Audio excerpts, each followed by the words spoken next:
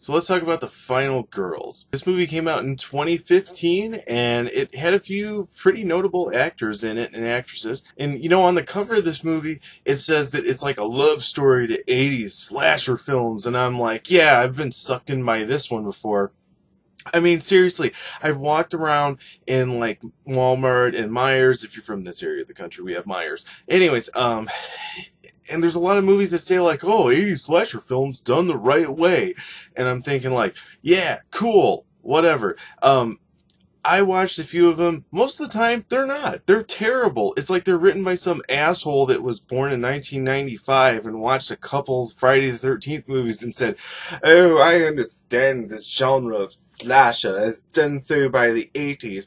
Even though, you know, slasher films really got popular in like the 70s and, you know, with like Texas Chainsaw Massacre and Halloween, that's another big one. So, anyways, I'm thinking, oh, great. Here's another piece of shit that's marketing itself as some sort of 80s throwback. And most of the time they're crappy. But this one, I'm like, I really wanted to watch it because I figure it's at least going to be funny because it's got Adam Devine in it. I cannot imagine him in a role where he's got to play a really serious part. He's good at being funny. So there's got to be some humor in it. And horror and humor are my favorite two things in movies. As I'm watching it, see the credits roll and everything, and I'm going, oh, I wonder who the writers were. Oh, who's this dipshit? Let's see, Joshua Miller and M.A. Fortin. Wait a minute. Joshua Miller? Oh, he's not just any dipshit or something like that was born in the 90s. No, in fact, jump back about 20 years. This is the guy who was in Teen Witch. He was also in Near Dark, which is an amazing vampire movie with Lance Henriksen in it as well. If you haven't seen it, check it out. And then also, you know, I found this out too when I was reading about this movie. Joshua Miller was one of the kids in Halloween 3. You know, Season of the Witch, the one that had like nothing to do with Michael Myers. I thought, cool, man. You know, this is a guy who grew up in the 80s. He was in the films. He was in the film industry. He knows how these things work. This is going to be a lot of fun. So let's get into how the movie rolls. We start off with Amanda, who's an actress trying out for a new part, and she's kind of upset because she doesn't want to only be known for the 80s slasher film that she did called Camp Bloodbath. And she's been having some difficulties, I guess, trying to find decent parts after that film, which I guess is kind of something that is normal, you know. Sometimes people can take off from a horror film, like Kevin Bacon. You know, he went on to do, I guess, everything. So we see that Amanda is coming back from an audition. She gets in the car with her daughter, Max, who's played by Taissa from American Horror Story. And they're driving along, not sure how things are going.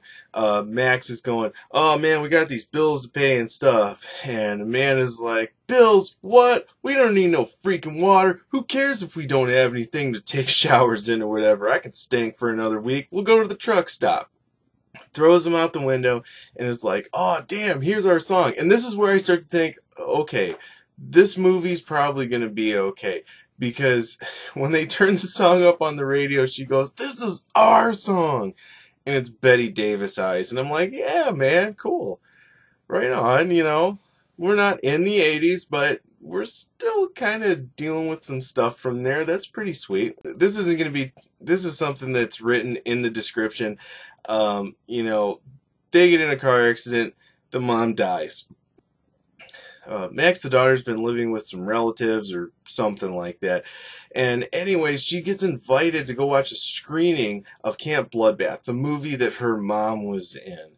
And it's by her horror-obsessed friend. I believe his name is Duncan or something like that.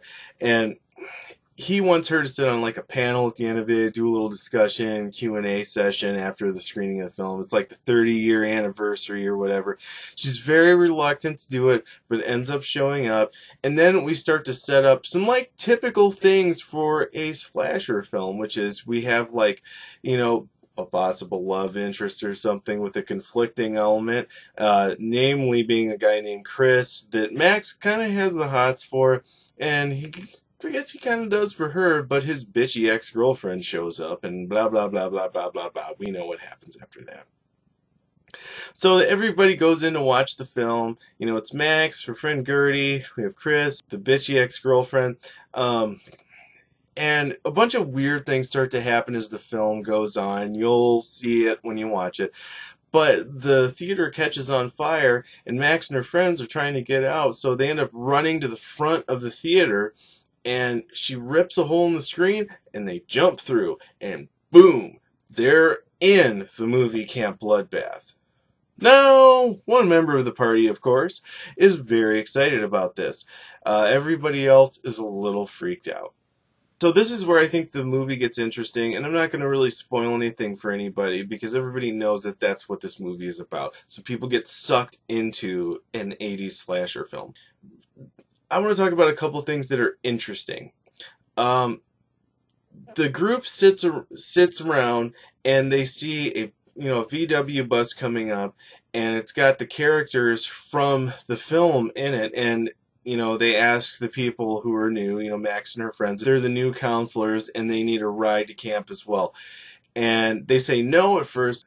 The VW van moves on, and then, there's kind of like a time lapse thing that happens, and an hour and a half or so later, the bus rolls by again, and, the horror obsessed fan guy, he's all like, wait a minute. The movie's just starting over. And that's what's so interesting about this, was that they didn't just put them in and they were all like, oh, okay, let's follow along with this shit. They were like, oh, no, we're in like this kind of crazy parallel dimension right now. It's got kind of like a sci-fi-ish feel.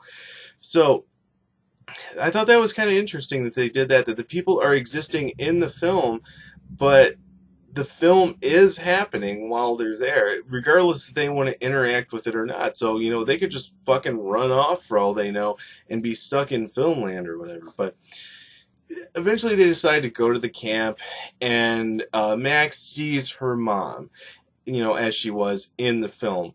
And for that, it's not her mom really, because it's just the character. And so it's, of course, bringing up a lot of emotions and stuff like that.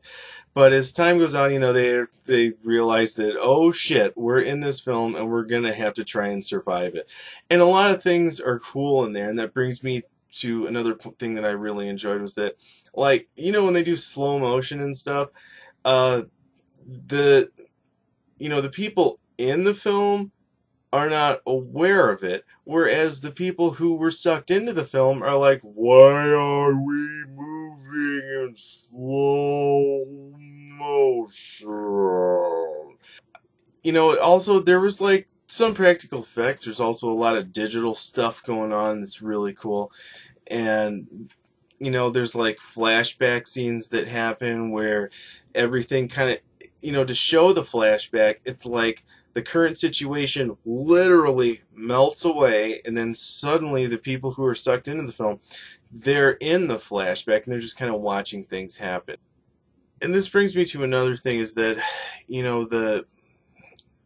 the people in the film, they're the stupid 80s characters, the stereotypical ones. Everybody, I mean, it overdoes it, and this is something that does kind of bother me, is that they, the stereotypical slasher film, they say that, everybody's just horny, wants to fuck everything that walks, and that's what ends up getting them killed because of either their excessiveness or their drug usage, or that they're being promiscuous, whatever. And I kind of feel like it overdid it, but I feel like it overdid it for a reason, for the comedic value of it, and I think it was aware of itself. Yes, we are pushing these character types, but it works out, and I think that it's like we have a group of smart people helping along the idiots that are in the film.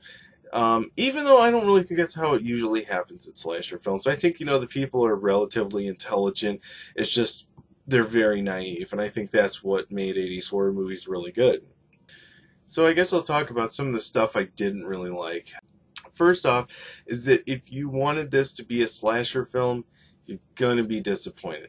It's more so about somebody trying to deal with a tragic situation. And this isn't a new thing for the slasher genre. I mean, even a more current, well, I guess it's not totally current, but think about like Scream. or like Slumber Party Massacre or whatever. You know, these films, everybody's always got some sort of issue that they're trying to get over with. Something that kind of bothered me about it, though, was that since this is more of a film about somebody trying to get over something, um, we didn't really learn a ton about the actual killer. I don't remember a ton about him. He had a mask that looked like he was a tiki guy from Hawaii or something. And, you know, you get the backstory. He was a bullied kid, but we don't really see him a ton in the film. And I don't really think that he has, like, not that you see the killer an awful lot in most slasher films, but in this, I think, like, the drama element overshadows everything. Another thing is it's rated PG-13. Some people might be upset about, you know why you'll be upset about slasher film rated PG-13. Do we need to go in this more? Watch Life Force afterwards. So, anyway, I will say though, at the end of this, I thought it was a nice movie. It had some really touching parts. Most of the time, you know, when you watch a slasher film, you're not really watching it because you want to know much about the characters or whatever. You know, you just want some gore and gratuity and whatnot. So I think some people might be disappointed and might not enjoy this, but I hope that some of the humor, some of the fun that they poke at the slasher genre might bring people back to it. This is just a slight spoiler, so if you don't want to hear it, just skip it. At the very end of it, I will say things turn out alright. There's some weirdness that starts to happen. I'm trying desperately not to give anything away. There's a ruckus, and then as the characters look out into the hallway of the hospital that they're in, one of them says, "Hey, wait a minute, what about the sequel?" And the sequel was mentioned earlier in it. It's called Camp Bloodbath 2, Cruel Summer. And I didn't put anything together in my head. We see the killer jump in through the window, and then it cuts immediately to credits, and Cruel Summer by Bananarama is playing, and I was just like, fuck yeah! Finally, I see one of these films where they're like, oh, you want to hear 80s? We'll give you some 80s music. We'll give you some crazy characters. We'll give you what people were wanting back then. And I just thought it was amazing. So, anyways, it was a very good movie. It's definitely worth a watch. I'd say rent it or buy it, you know. If you like more modern films, you're probably going to enjoy this one too.